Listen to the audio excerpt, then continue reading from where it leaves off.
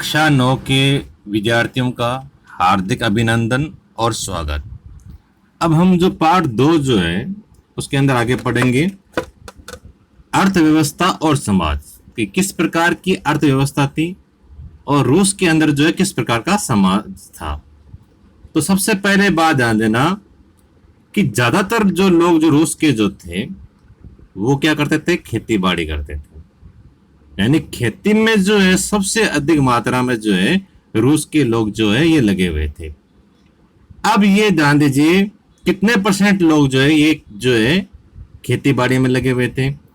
तो 85%, 85% जो लोग जो है ये लोग जो है रूस के अंदर जो है खेती के ऊपर निर्भर थे। ये जो परसेंटेज जो है काफी अधिक मात्रा में संख्या है।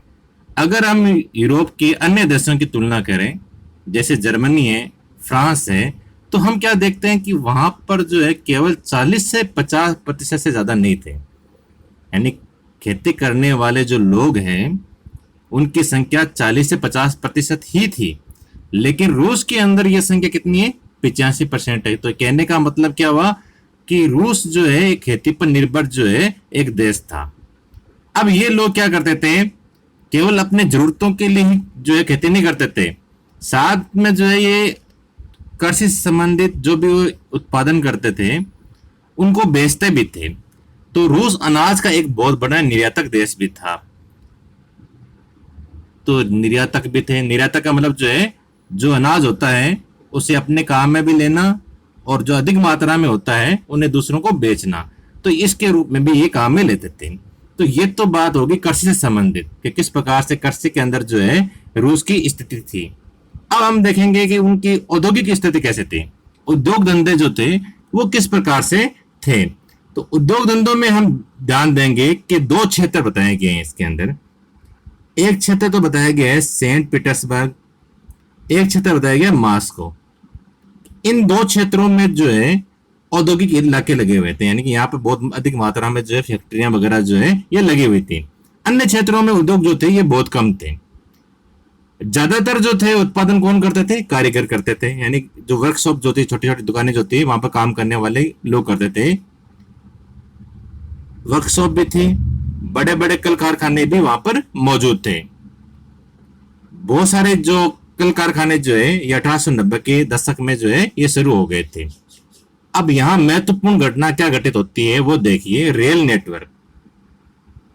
जैसे ही रेलों का जाल जो है रूस के अंदर बिछा दिया गया था, यानी रेलों के का निर्माण होने लगा था, रेलों की जो लाइनें जो थी वो अधिक मात्रा में होने लगी थी, तो उसका जो उद्योग धंधों पर जो है क्या प्रभाव पड़ा था कि जो विदेशी जो लोग जो थे वो भी जो है रूस के अंदर जो है अपना पैसा लगाने लगे थे, यानी निवेश करने लगे थे।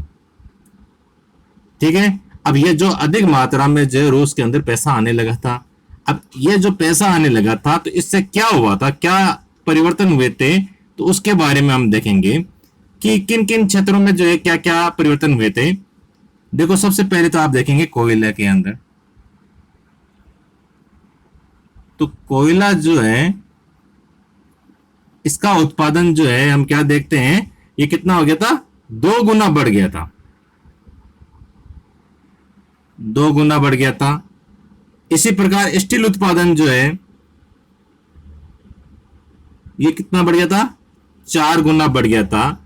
तो कहने का मतलब जैसे ही रेल लाइनें जो है बहुत अधिक मात्रा में जब बढ़ने लगी तो रूस के अंदर जो है कोयला का उत्पादन भी बढ़ने लगा और स्टील का उत्पादन भी बढ़ने लगा। तो इससे क्या होने लगा था कि कारखानों के अंदर और कारीगरों के जो थे उनकी संख्या जो थी 1900 के अंदर आकर जो है लगभग बराबर हो गई थी, यानी कि अधिक से अधिक जो मजदूर जो लोग जो थे वो काम करने लगे थे। इतना अधिक जो है उद्योग धंधों के अंदर जो है विकास हुआ था। इन सब का कारण क्या था, रेल नेटवर्क का आना। तो रेल नेटवर्क की वजह से जो है ये सारे कार्य जो है ये आगे बढ़े थे।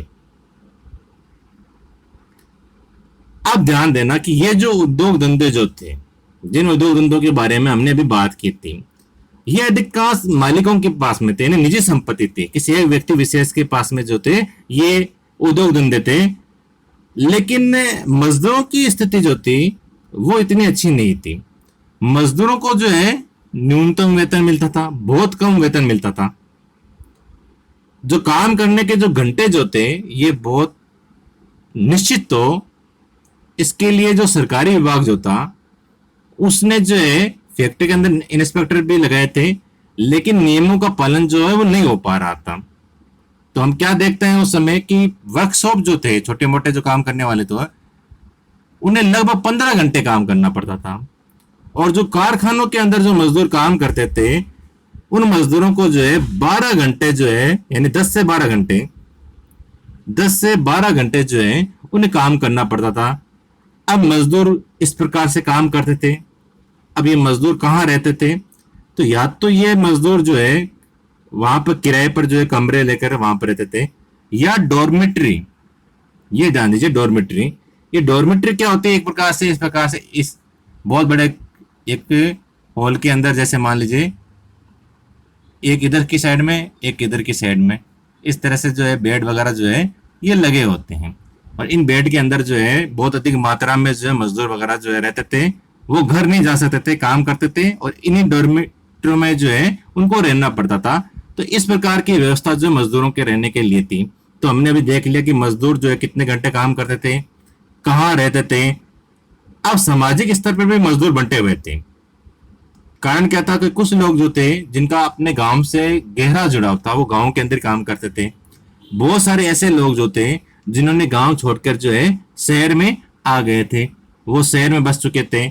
अब योग्यता के आधार पर भी ये अपने आप को जो है अधिक निपुण मानने लगे थे। ऐसे लोग जो धातुओं का काम जानते थे या कुछ विशेष कार्य करने में निपुण थे, तो वो अपने आप को जो है कुछ खास मानने लगे थे।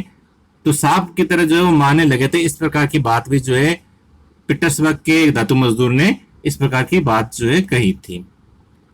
अब बात आती है कि 1914 का समय, ये जो समय जो था, इस समय जो है क्या परिवर्तन हुआ था 1914 के अंदर। ये जो समय जो है, इस समय जो है फैक्ट्री जो है जहां मजदूर काम करते हैं वहां औरतों की संख्या, औरतें जो है इनकी संख्या जो है कितनी हो गई थी? 31% हो गई थी। अब 31% जो महिलाएं तो हो गई थी, लेकिन अगर बात की जाए उनको जो वेतन मिलता है ना, जो उनको पैसे मिलते थे, जो उनको जो तनख्वाह मिलती थी, वो जो थी पुरुषों की तुलना में या तो क्या थी? आधी थी या 3/4 थी। यानी या तो 50% मिलता था या 75% जो है पैसे उनको मिलते थे। लेकिन जो है पुरुषों के समान जो है उनको वेतन जो है वो नहीं दिया जाता था।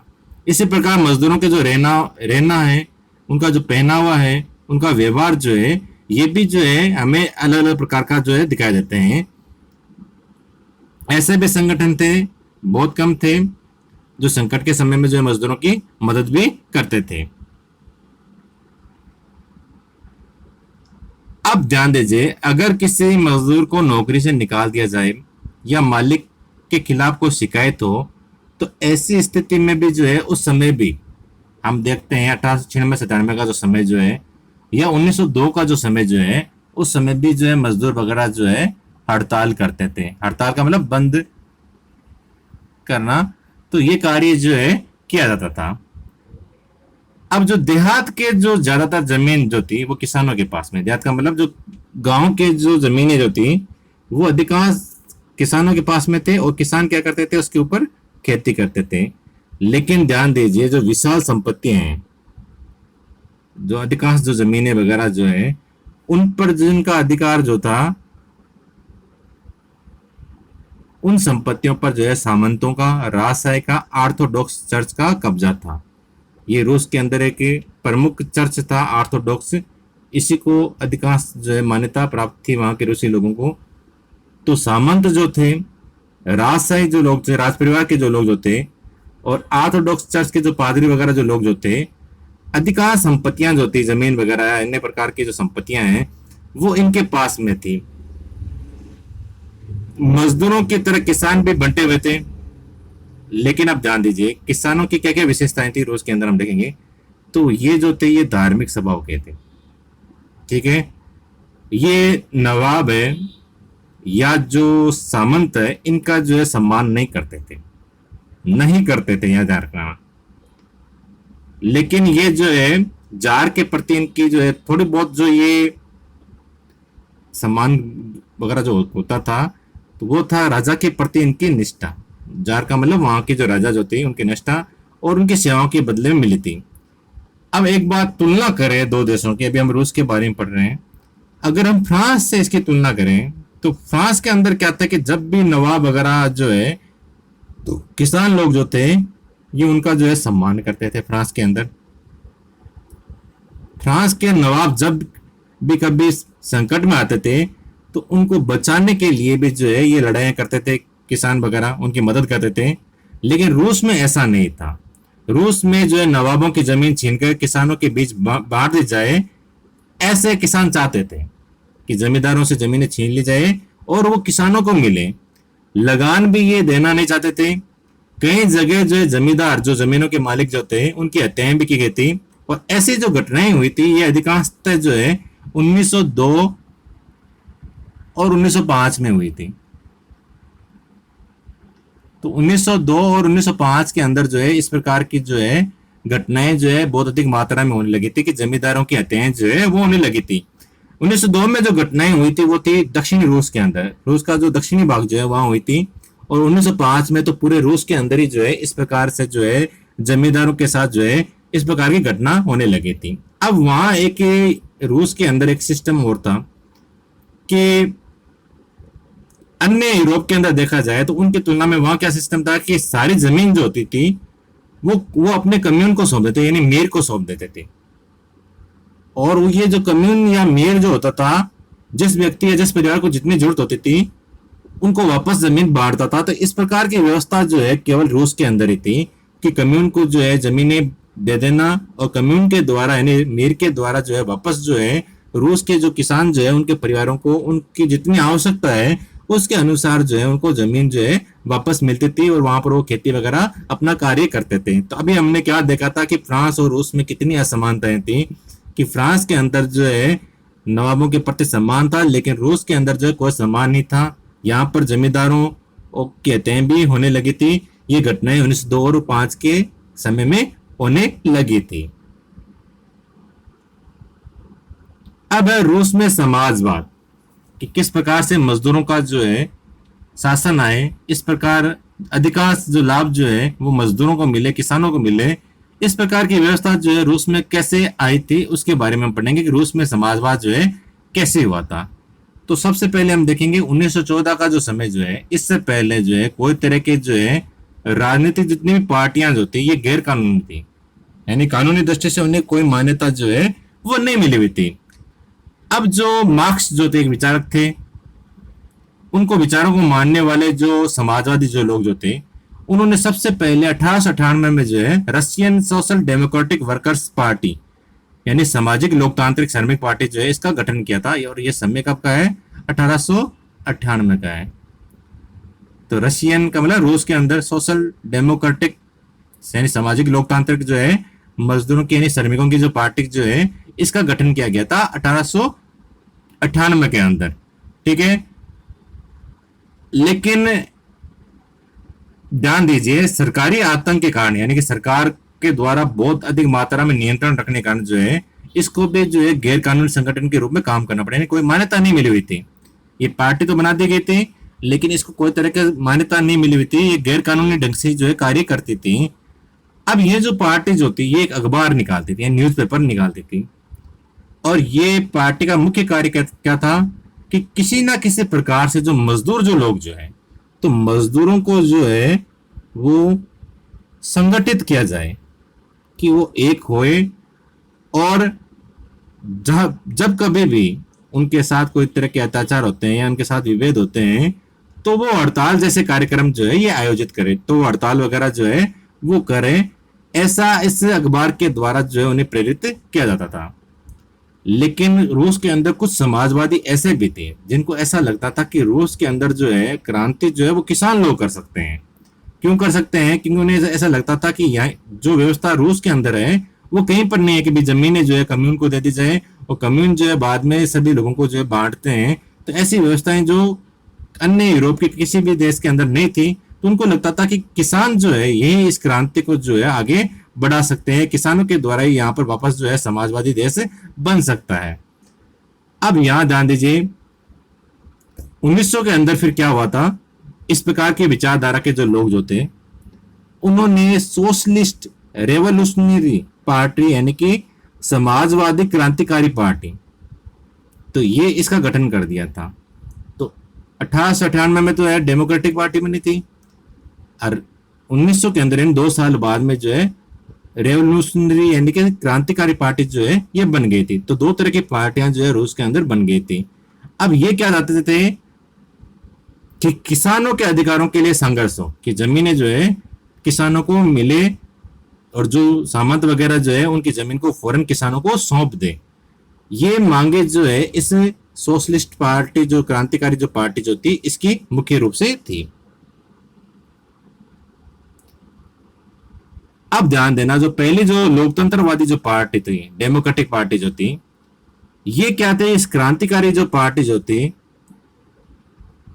यानी लोकतंत्रवादी जो पार्टी जो है, ये क्रांतिकारियों से जो है सहमत नहीं थे, कि इनको नहीं लगता था कि जो ये किसान जो है इनके द्वारा ही जो है ये क्रांति की जा सकती है।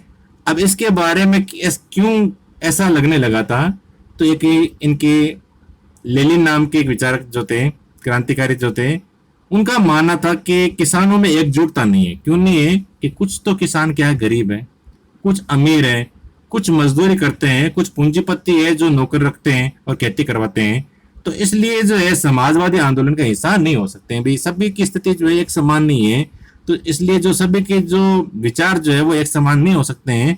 तो ये जो लोकतंत्रवादी विचारधारा को मानने वाले थे, या लेनिन जो थे, ये इस प्रकार की विचारधारा को नहीं मानते थे। इनका इस कि किसान ही जो है ये क्रांति कर सकते हैं, ऐसी विचारधारा को नहीं मानते थे।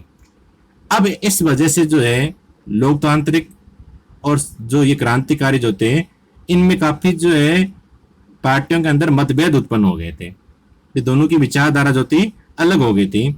अब ये जो लेनिन जो थे, ये बोल्शेविक खेमे के मुखिया थे, जो बोल्शेविक पार्टी जो थी उसके ये प्रमुख थे। अब ये क्या कहते हैं, जो लेनिन जो है, इनका मानना है जार वहां रूस के अंदर जो है राजा कहते हैं कि जार जो है अपनी मनमानी कर रहा है, तो इसके लिए क्या होना चाहिए, पार्टी जो होती है वो अनुशासित होनी चाहिए, कि सारे कार्य जो एकदम से तरीके से कर रहे हैं, ऐसी पार्टी होनी चाहिए। और संख्या और स्तर जो है उस पर उस पार्टी का पूरा नियंत्रण होना चाहिए। हर कितनी संख्या नहीं होनी चाहिए, उसका स्तर क्या है इसका भी पूरा ध्यान में रखकर जो है ऐसी पार्टी बनानी चाहिए। जबकि हम दूसरा खेमा देखते हैं वो है मेन सेविक। तो दोबारा ध्यान देना, 2 तरह के खेमे बन गए थे रूस के अंदर, एक था बोल सेविक और एक था मेन सेविक। बोल सेविक का प्रमुख कौन था, लेनिन था, व्लादिमीर लेनिन था। तो ये मेन सेविक ये क्या कहते थे कि सभी को सदस्यता दी जाए, सभी लोगों को जो है पार्टी में जोड़ लिया जाए। जबकि बोल सेविक जो थे ये सभी को नहीं जोड़ने के पक्ष में थे। ये क्या चाहते थे कि जो पार्टी जो है उसका अंदर जो अनुशासन जो है ये बना रहे, ये मुख्य रूप से चाहते थे। अब हम देखेंगे उथल पुथल का समय, 1905 की क्रांति, कि 1905 के अंदर जो है किस प्रकार की व्यवस्था हुई थी। तो हम पहले जान चुके हैं, निरंकुश राजशाही, जो राजा जो था उसके ऊपर किसी प्रकार का नियंत्रण नहीं था। तो इसके वजह से जो है,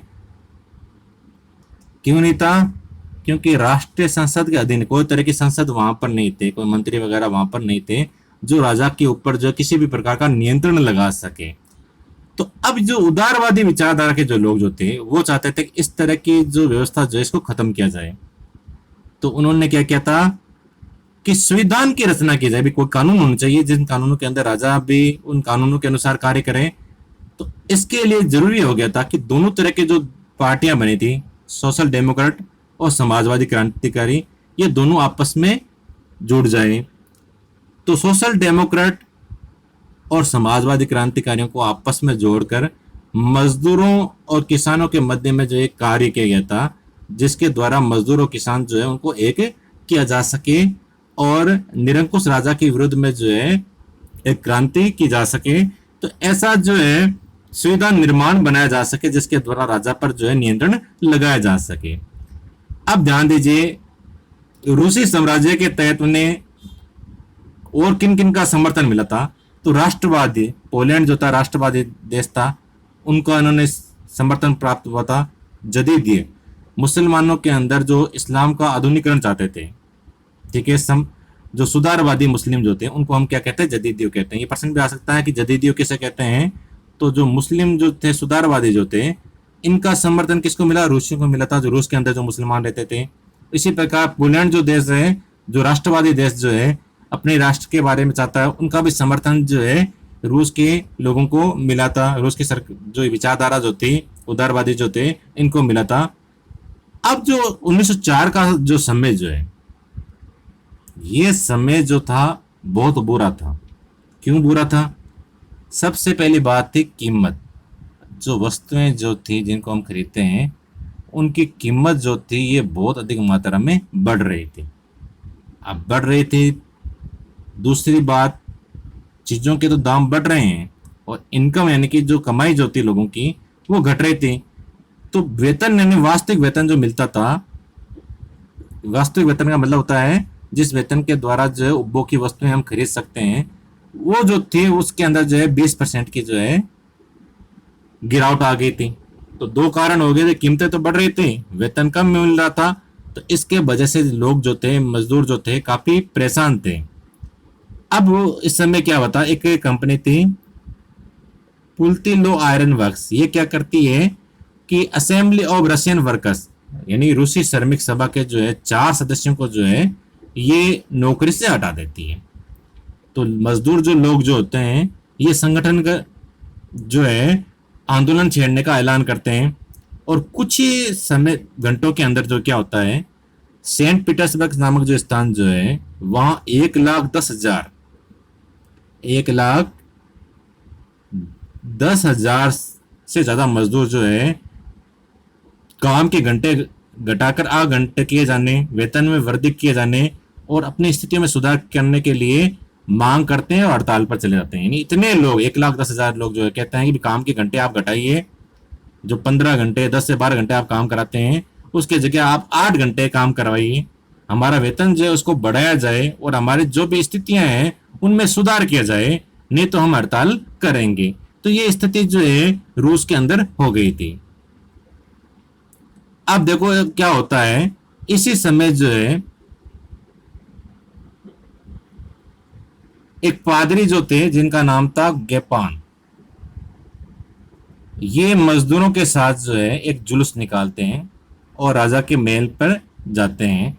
तो पुलिस क्या करती है, उस जुलूस के ऊपर हमला कर देती है। ये सबसे महत्वपूर्ण घटना है। पादरी गेपोन के नेतृत्व में जो है मजदूर जो है ये जार के महल के सामने पहुंचते हैं और पुलिस उनके ऊपर हमला बोल देती है। 100 लोग तो इसके अंदर मारे जाते हैं, 300 लोग घायल होते हैं। और इसी घटना को जो है खूनी रविवार के नाम से जाना जाता है। एक महत्वपूर्ण प्रश्न बनता है कि खूनी रविवार की घटना किसे कहते हैं।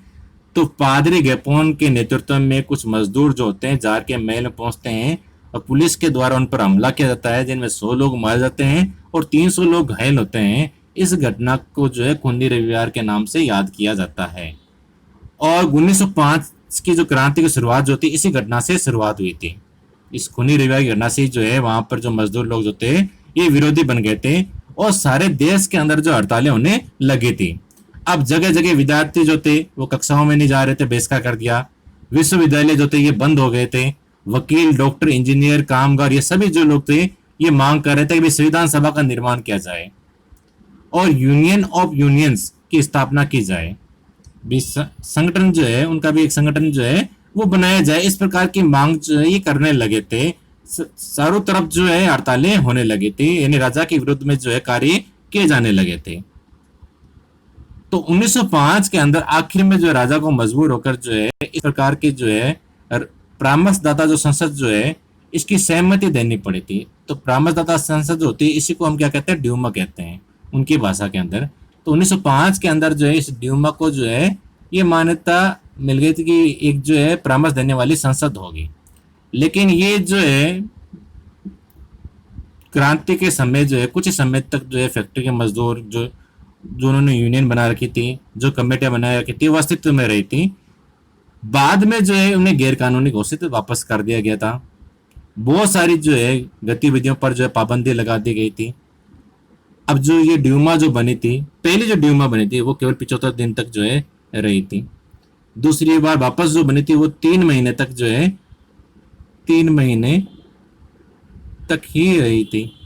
और उसके बाद जो तीसरी बार जब वो बनाते हैं ड्यूमा, तो उसके अंदर जो है वो मतदान के करने जो कानून बने हुए थे उनके अंदर फेरबदल कर देते हैं। और रूढ़िवादी नेता जो प्राचीन राज परिवार को ही प्रमुख बनाना चाहते थे, उनको उसके अंदर जो है भर लेते हैं। किसके अंदर? तीसरी ड्यूमा के अंदर भर लेते हैं।